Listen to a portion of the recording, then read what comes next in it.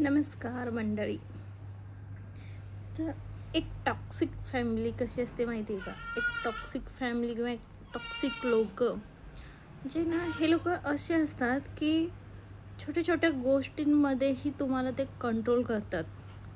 आणि तुमचं म्हणजे कसं की तुम्ही मे बी नवीन नवीन असाल, असं तुम्ही एक रिस्पेक्ट म्हणून त्यांच्या गोष्टी ऐकत जाता. ठीक आहे, हे असं करायचं आहे, ठीक आहे मी करते.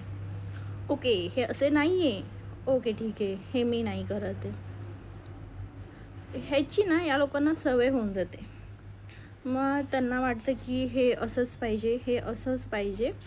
आणि मग जेव्हा की तुम्हाला असं वाटतं की हे आता ओव्हर होते, हे अति होते, हे आपण असे नाही आहे.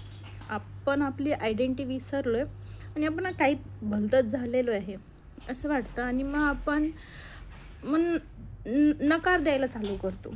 नाही, हे असं नाही आहे, हे मला असं पाहिजे, मी असं करणार आहे.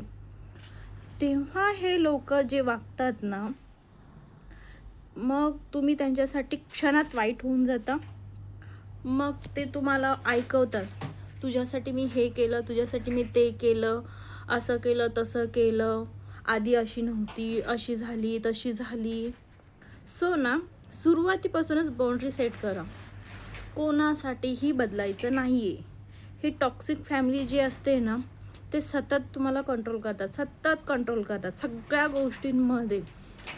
इथंपर्यंत तुम्ही DP काय लावला आहे, टिकली कुठली लावली आहे, साडी काय घातली आहे, कपडे काय घातलेत, केस कसे सोडलेत, कुठे जाती आहे, मैत्रिणी कसल्या आहेत, A to Z म्हणजे तुमचं लाईफ पूर्ण कंट्रोल करतात.